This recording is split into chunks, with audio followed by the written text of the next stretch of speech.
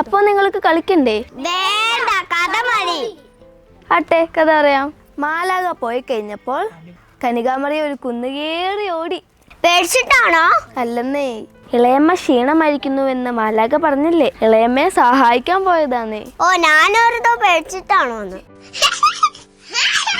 അവൾ ഓടി ഇളയമ്മയുടെ വീട്ടിൽ ചെന്നപ്പം ഇളയമ്മയ്ക്ക് വലിയ സന്തോഷമായി. അവർ രണ്ടുപേരും കെട്ടിപ്പിടിച്ച ദൈവത്തിന് നന്ദി പറഞ്ഞു. എന്നിട്ട് ഇളയമ്മ പറയുവാ, എന്നാ പറഞ്ഞേ? രക്ഷകന്റെ അമ്മ എന്റെ അടുത്ത് വരാൻ എനിക്ക് ഭാഗ്യം ഉണ്ടായല്ലോ. നിന്നെ കണ്ടപ്പോ എനിക്ക് സന്തോഷമായി, എന്റെ കുഞ്ഞിന് സന്തോഷമായി. അവൻ ഇവിടെ കിടന്ന് തുള്ളിച്ചാടുക. അവർ ദൈവത്തെ സ്തുതിച്ചു. ഞങ്ങൾക്കും സന്തോഷമായി. നമ്മളും ഒരുമിച്ച് കൂടുമ്പോഴും ബന്ധുവീടുകളിൽ ചെല്ലുമ്പോഴും ദൈവവചനം പറഞ്ഞാൽ സന്തോഷമാകും. എന്നാ നമുക്ക് വചനം പഠിക്കാം. ഓക്കേ.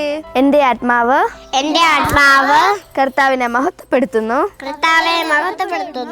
എന്റെ ചിത്തം എന്റെ രക്ഷകനായ ദൈവത്തിൽ ആനന്ദിക്കുന്നു. ലൂക്ക 1:46-47. എന്റെ ആത്മാവ് കർത്താവിനെ മഹത്വപ്പെടുത്തുന്നു. എന്റെ ചിത്തം രക്ഷകനായ ദൈവത്തിൽ ആനന്ദിക്കുന്നു. ലൂക്ക 1:46-47. ഇനി നിങ്ങളൊന്ന് പറഞ്ഞേ. എന്റെ ആത്മാവ് കർത്താവിനെ മഹത്വപ്പെടുത്തുന്നു. എന്റെ ചിത്തം